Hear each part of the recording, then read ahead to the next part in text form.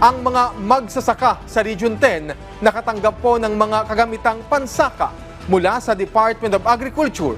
Ang naturang tulong inaasahang magpapababa sa poverty incidence sa rehiyon. May balitang pambansa si Romy Kapinpuyan ng Radyo Pilipinas, Cagayan de Oro.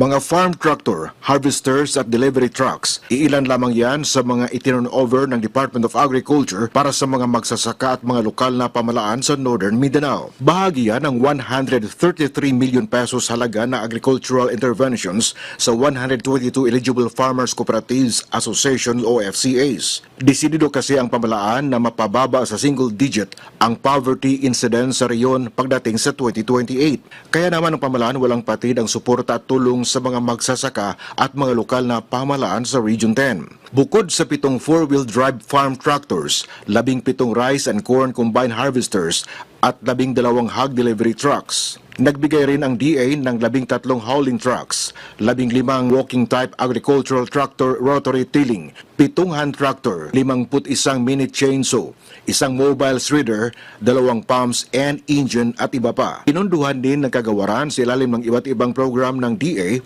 ang small farm equipment at farming inputs and materials gaya ng knapsack sprayer, grass cutter, fertilizer, chicken net at hybrid white corn seeds. Hinimok naman ng DA ang mga magsasaka at mga LGU na magparehistro sa kanilang information system para maging maayos at mabilis ang pagpapatupad ng mga programa ng pamalaan para sa kanila. Ang mga ganitong inisyatiba ay pagtalima lamang sa direktiba ni Pangulong Ferdinand Marcos Jr. na tulungan ang mga Pilipinong magsasaka. Mula sa Radyo Pilipinas, Cagayan de Oro, Romy Kapinpuyan para sa Balitang Pambansa.